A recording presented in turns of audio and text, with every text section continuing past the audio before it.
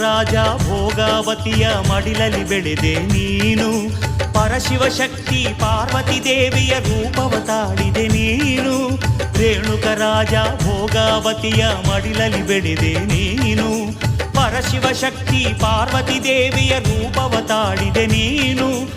ಕನಕಾಭರಣ ಭೋಗದಾಸೆಯ ದೂರಕ್ಕೆ ತಳ್ಳಿದೆ ನೀನು.